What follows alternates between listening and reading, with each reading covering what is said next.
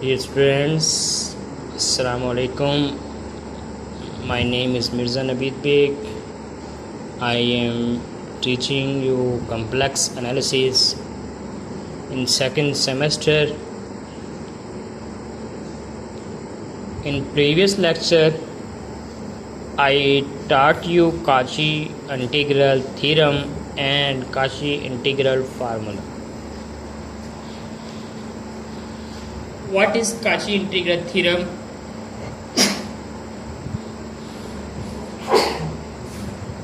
What is Cauchy integral theorem and what is Cauchy integral formula? Some students cannot understand difference between Cauchy integral theorem and Cauchy integral formula. Main purpose of this topic, where can we apply this theorem on this question? If we apply the Cauchy integral formula, if we will apply the Cauchy integral theorem. I taught you in previous lecture, if a function is analytic, if a function is analytic in closed curve may be rectangle shape, square shape, circle, elliptic shape, and asteroid. You have already read about asteroid in BSc 6th chapter and first exercise. But I will not go too deeply, just I am telling about closed curve. Function is analytic in defined and defined. Analytic means क्या है? Defined हो each point पर और close curve के अंदर हो, हर point पर या बाहर हो, हर पॉइंट पर वो जब डिफाइन होता है तो हम कहते हैं कि वो जो है हमारे पास Cauchy इंटीग्रल थ्योरम इस्तेमाल करते हैं। और इंटीग्रल ऑफ दिस क्लोज को कोई फंक्शन दे रहे हैं, उसको कहते हैं कि integral of the close curve dz equal to 0 है। तो इसका मतलब हमारे जो तमाम सिंगुलर पॉइंट्स वो आउटसाइड दी क्लोज सर्कल, यानी कि अगर तो हमारे पास सिंगुलर पॉइंट्स जिस पर फंक्शन अनडिफाइन हो जाता है वो आउटसाइड द सर्कल हों, आउटसाइड द स्क्वायर हों, outside the any kind of close curve हो, तो उस पर जो है हमारे पास अगर तो सिंगुलर पॉइंट आउटसाइड सर्कल आ गए तो 100% without solving the integration we will just put equal to 0 of this function.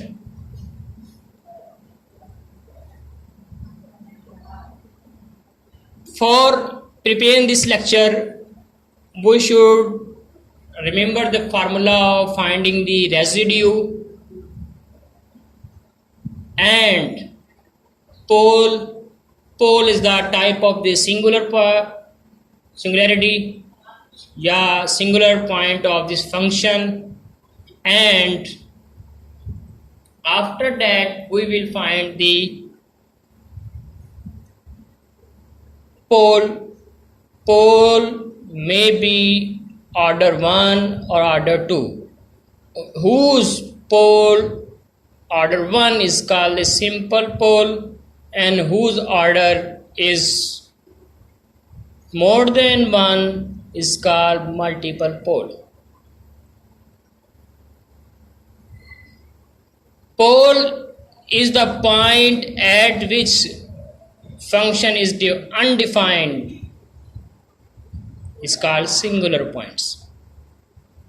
अगर आउटसाइड द सर्कल पर या आउटसाइड द कोई भी क्लोज कर्व पर जो है पॉइंट आ जाए तो हम वो कहते हैं कि ये जो फंक्शन है अनडिफाइंड है।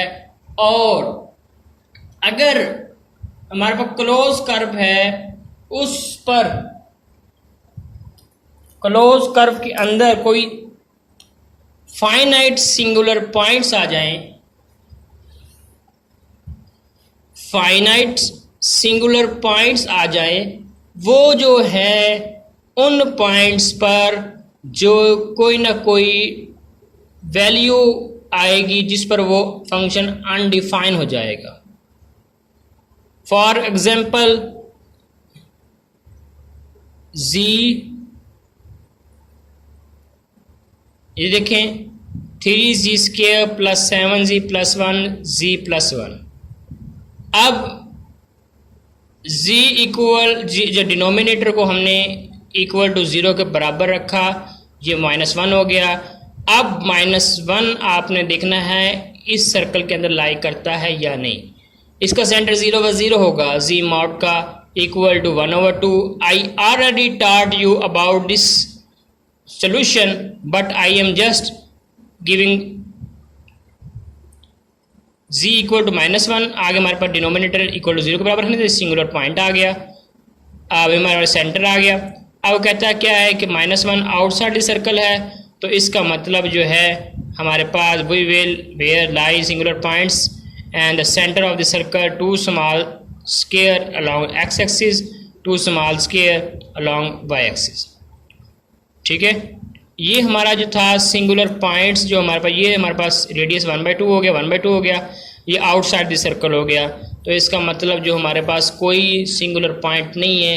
जब कोई सिंगुलर पॉइंट ना हो किसी फंक्शन के अंदर, किसी कर्व के अंदर, तो 100% हम कहते हैं वही इसकी इंटीग्रल जो है 0 के बराबर होगी।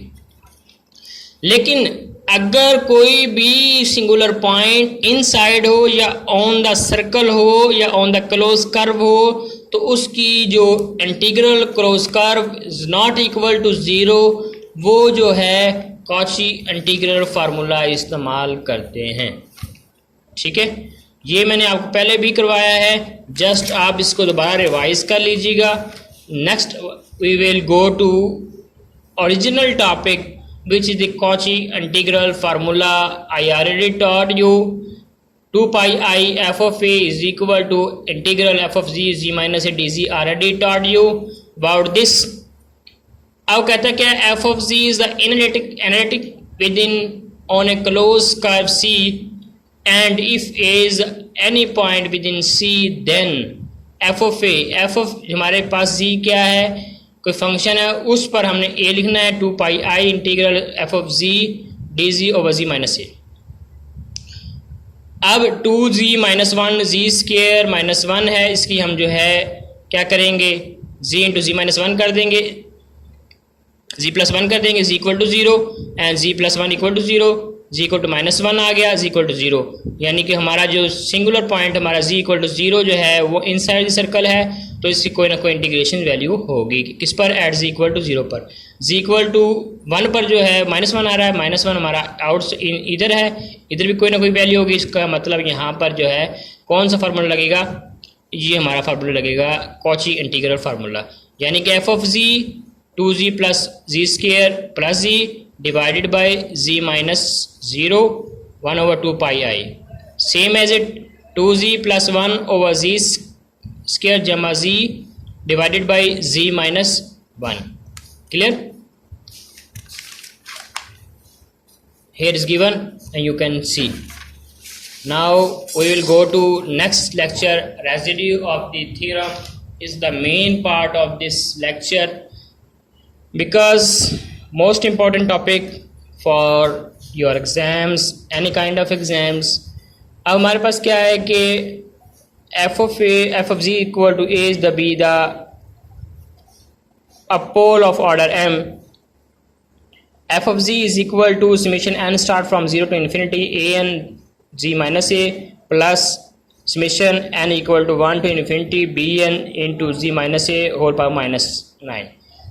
अब ये जो हमारे पास सीक्वेंस बता रही है, ये हमारे पास जो सीरीज़ बता रही है, हमारे पास ये लॉरेंट सीरीज़ है। Sequence and series there are great difference. Series के अंदर प्लस या माइनस आता है, सीक्वेंस के अंदर कॉमेज आते हैं। There is great difference, please be noted. वो कहता है कि हमारे पास रेजिड्यू निकालना है। कोई हमारे पास फंक्शन है, उस पर कोई एक पॉइंट है जिस पर वो जो अनडिफाइन हो जाता है, ठीक है। अब सिंपल पोल का रेजिड्यू मुख्तलिफ तरीके से निकालते हैं। एक फार्मूला क्या है, लिमिट जी अप्रोच कर रहा है ए को z minus A F of जी। हमारे पास फंक्शन दे दिया कोई, ठीक है। फॉर एग्जाम्पल ये देखें, ये हमारे पास फंक्शन दिया हुआ था जी ई की पावर जी माइनस अयोटा। अब जो है, अब हमने क्या निकालना है, रेजिड्यू निकालना है। जी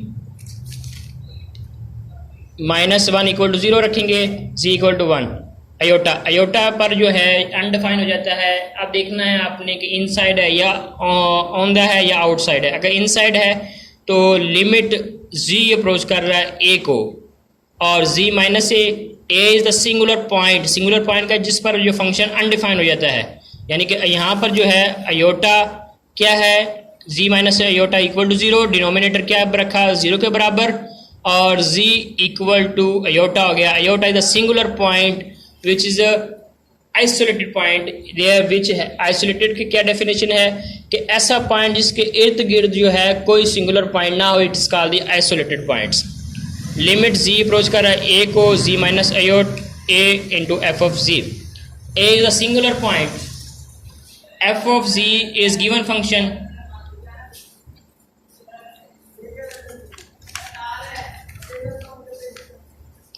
अब हमारे पास रेजिड्यू निकालना है जिसका ऑर्डर, जिस मल्टीपल पोल हो, जिसका ऑर्डर मोर देन 1 हो, 1 2 3 and so on.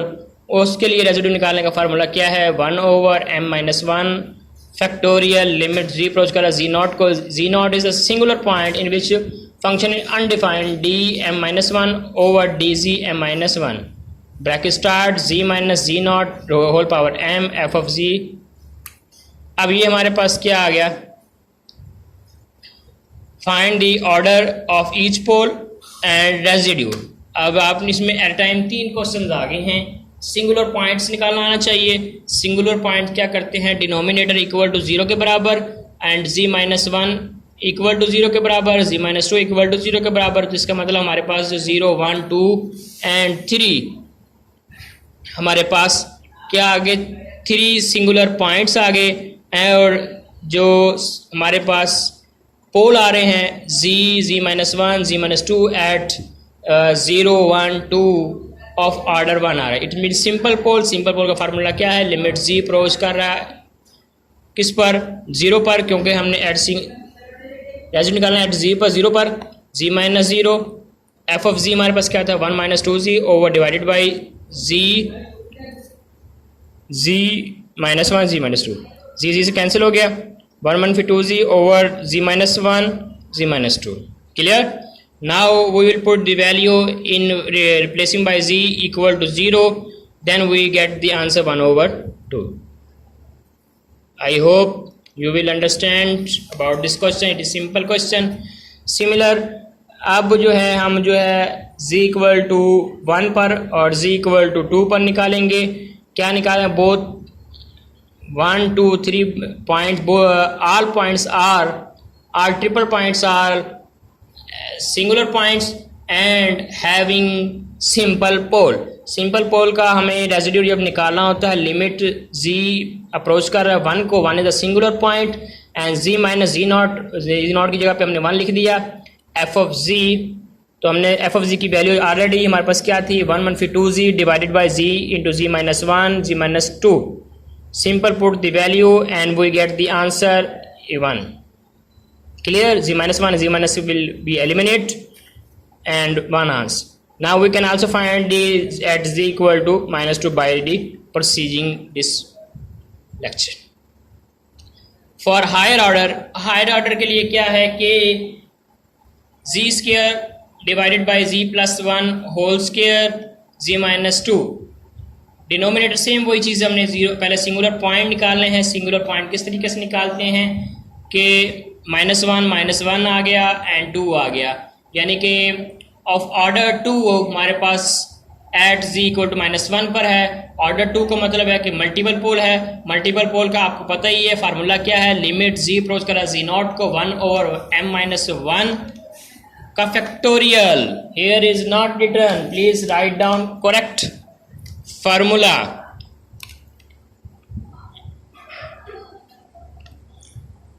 Clear?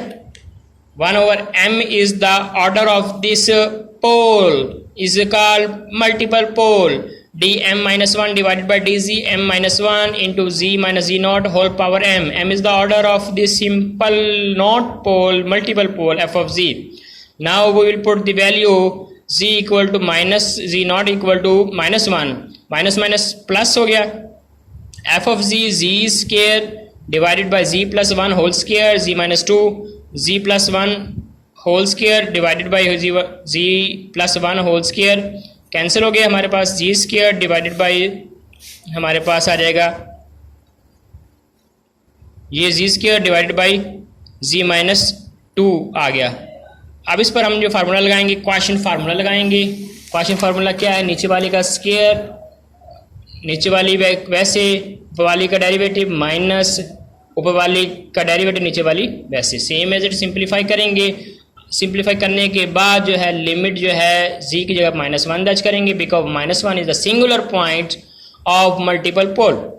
1/3 answer. Clear? Find the residue f of z equal to z cube divided by z minus 1 whole की power 4 z minus 2 z minus 3। अब कोई बच्चा ये बताए कि z minus 1 की power 4 हमारे पास मल्टीपल पोल है या सिंपल पोल है।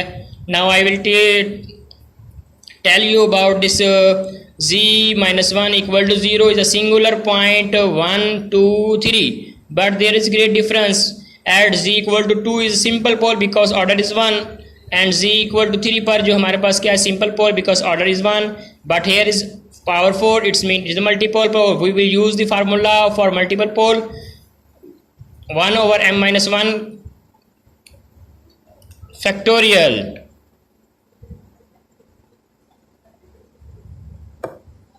Derivative of m-1 over dz minus 1, z minus z 1 whole power n, n is the order of this multiple pole. F of z is given z cube divided by z minus 1 whole power 4 z minus 2 z minus 3 z minus 1 whole power 4 divided, ये हमारे पास cancel हो गया, ये वाला simply हमारे पास आएगा। फिर इसके बाद 4 डेरिवेटिव लेंगे and next proceed this question after we will put the value. Clear? I hope you will understand about this question. Now we will go to next lecture. यहाँ तक आपको क्लियर हो गया होगा। सिमिलरली रेजिड्यू को आपको दोबारा बता देते हैं। ए point z0 is a singular point of a function f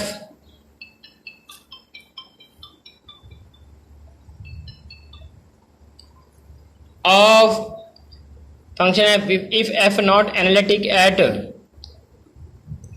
z0, यानी कि ये हमारे पास वो सिंगुलर पॉइंट क्या होगा जिस पर जो है फंक्शन अनडिफाइन हो जाए, but it is analytic at some point of each neighbourhood of z0, यानी कि इससे कुछ पॉइंटों पर जो है फंक्शन जो है but it is analytic at some point of each neighbourhood of z0, a singular point z0 of z set to be isolated, यानी कि इसके ये हमारे पास क्या है, इसके इर्द गिर्द जितने पॉइंट्स हैं उन सब पर जो है वो डिफाइंड वैल्यू दे रहा है। इसका मतलब एक ही पॉइंट है जिस पर जो है वो अनडिफाइंड है, वो हमारा आइसोलेटेड पॉइंट कहलाता है। Here is given z equal to 0, z square equal to -4, z equal to जमा नफी 2 आयोटा।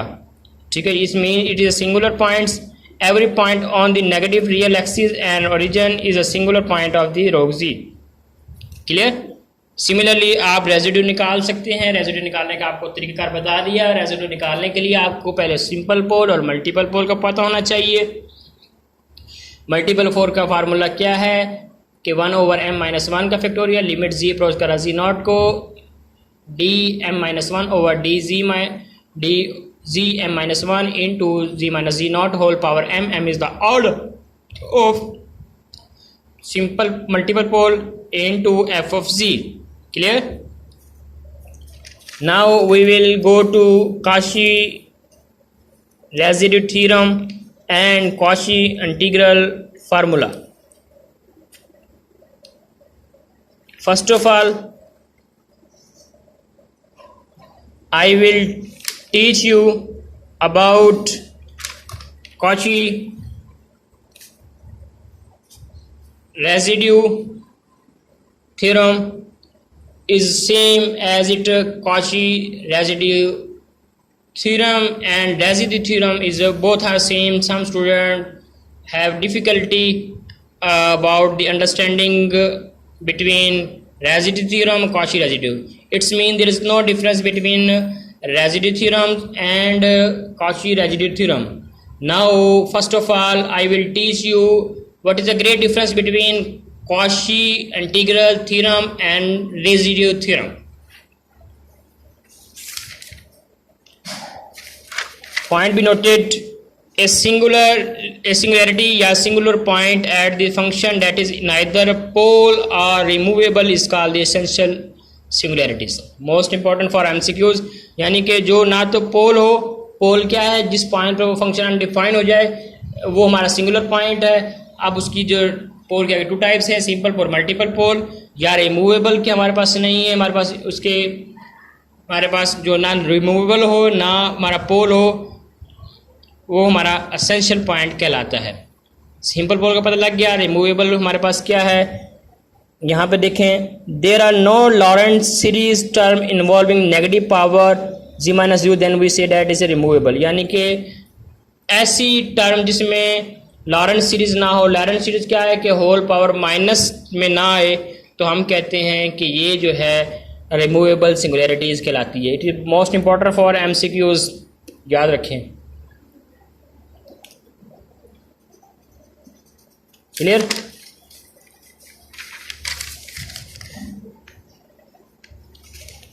यहाँ पे देखें हमारे पास cos z divide by e rays power z minus 1 दिया हुआ है।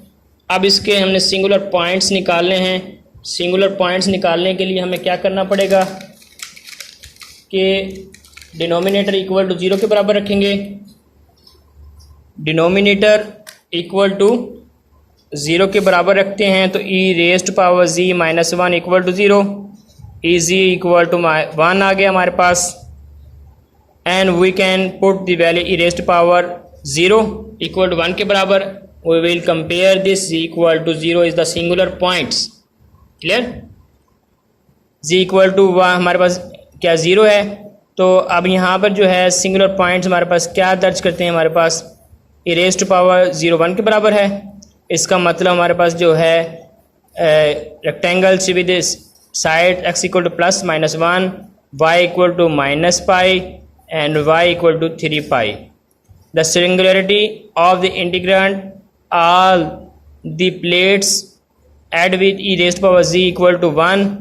in either other words z हमारे पास क्या क्या होगा, 0 plus minus 2 pi I and plus minus 4 pi I and so continue. अब बात ये पैदा होती है कि 2 पाई आई को किस तरह आएगा, तो देखें e raised to power 0 यहाँ पर हम जो है माइनस 1 0 किस तरह लेके आएंगे, e की जगह पे 0 दर्ज करें, हमारे पास क्या आ जाएगा 1 माइनस 1 इक्वल टू 0 और cos z divided by 0 infinity आ गया। ठीक है, अब जो है हमने क्या करना है कि आपको पता है कि cos 2 pi I raised to power 2 pi I we can put the value by De Morvay theorem cos 2 pi I plus iota sin 2 pi I. You know cos 2 pi I is equal to 1 के बराबर होता है plus iota 0, हमारे पास 1 answer आ गया, 1 - 1 0। इसका मतलब 2 pi आई पर भी जवाब हमारे पास क्या आएगा, पूरा डिनोमिनेटर 0 आएगा। 4 पाई आई पर भी, यानी कि n is the even, n pi when n 2n, we can also n equal to 2m के बराबर है। We can put n equal to 2m where n is the even number. तो अब जो है वो कहता है कि हमारे पास सिंगुलर पॉइंट्स ये नहीं कर रहे हैं कि n equal to z equal to 0 to 2m pi I by using de Moivre theorem. फिर हम जो है रेजिड्यू निकालते हैं। अब जो है कॉची रेजिड्यू थ्योरम या रेजिड्यू थ्योरम क्या कहता है कि अगर हमारे पास कोई फंक्शन है, अगर हमारे पास कोई फंक्शन है, वो फंक्शन जो है ईच पॉइंट पर जो है डिफाइंड है, लेकिन यहाँ पर जो है कुछ ऐसे पॉइंट हैं जो कोई सिंगुलर पॉइंट हैं लेकिन और सर्कल के अंदर लाई करते हैं, तो उस पर जो है क्या है, फंक्शन अनडिफाइन हो जाता है। वो हमारे सिंगुलर पॉइंट्स कहलाते हैं। उन सिंगुलर पॉइंट्स का अगर हम रेजिड्यू निकाल लें और रेजिड्यू निकालने के बाद इन तमाम रेजिड्यू को जमा कर दें और 2 पाई आई से मल्टीप्लाई कर दें, तो वहाँ पर जो है रेजिड्यू थ्योरम इस्तेमाल करते हैं। दोबारा रीड कर लें, क्या कहता है कि integral of close curve f of z d z equal to 2 pi i integral 2 pi i residue sum of residue a g1 g2 and g3 and so on continue. क्या कहता है, क्या है, कहता है singularity close by c r 0 and 2 pi i. कहता क्या है कि f of z is analytic each point, F of z is analytic at each point but there are some singular points, या हम ये कह सकते हैं कि f of z analytic function है और उसमें कुछ ऐसे पॉइंट्स हैं जिस पर फंक्शन अनडिफाइन हो जाता है, और उन अनडिफाइन पॉइंट्स पर जो है हमारे पास जो पोल बनते हैं, वो पोल पर जो है हमारा फंक्शन जो है अनडिफाइन होता है। उन पोल पर जो है हम रेजिड्यू निकालते हैं और रेजिड्यू निकालने के बाद हर एक सिंगुलर पॉइंट का रेजिड्यू निकालेंगे और इसका भी रेजिड्यू निकालेंगे, इसका भी रेजिड्यू निकालेंगे और इसका भी रेजिड्यू निकालेंगे, R1 का भी, R2 का भी, R3 का भी।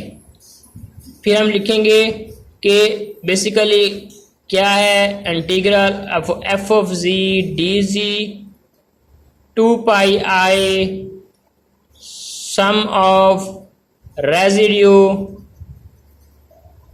Eight g1 g2 and so on, यानी कि हर एक पॉइंट का रेजिड्यू निकालेंगे, उसको 2 पाई से मल्टीप्लाई कर देंगे, तब हम जो है कॉची रेजिड्यू इस्तेमाल करते हैं।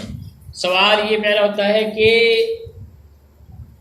बाज़ क्वेश्चन में वो पूछेगा कि कॉची रेजिड्यू इस्तेमाल करें और सॉल्व करें, और स्टेटमेंट सेम टू सेम वही है कि हमारे पास एफ ऑफ जी दिया होगा, इंटीग्रल क्लोज कर दी होगी, both are same just like Cauchy integral formula, because here are also given some singular points inside the circle and also here are given some singular point in the circle, but we can use this formula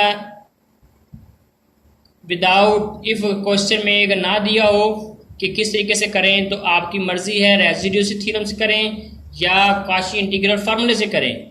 लेकिन यह तो बात clear होगी ना कि अगर singular points नहीं है, कोई सिंगुलर पॉइंट्स नहीं है किसके अंदर, क्लोज कर्व के अंदर या उसकी बाउंड्री के ऊपर, तो 100% कॉची इंटीग्रल फार्मूला इस्तेमाल नहीं करेंगे, कॉची थ्योरम पर इस्तेमाल करेंगे। तो वहाँ पर जो है हम फिर अगर पॉइंट जो हैं इन द सर्कल आ गए तो वहाँ पर आपकी मर्ज़ी है कि काशी रेजिड्यू फार्मूला इस्तेमाल करें या काशी इंटीग्रल फार्मूला इस्तेमाल करें या रेजिड्यू थ्योरम इस्तेमाल करें।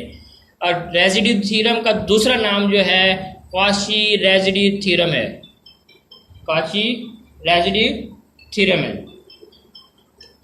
Now I will teach you how can we find the residue. I already told you how we can find the residue of simple pole and multiple pole. Just Cauchy residue formula, we put the value sum of the residue at Z0, Z3, Z2, Z5 of singular points and multiply by 2 pi I is called equal to integral of closed curve f of z dz. Clear? I hope you will understand about this lecture and you can ask any question without hesitation. Inshallah, see you again. Allah Hafiz.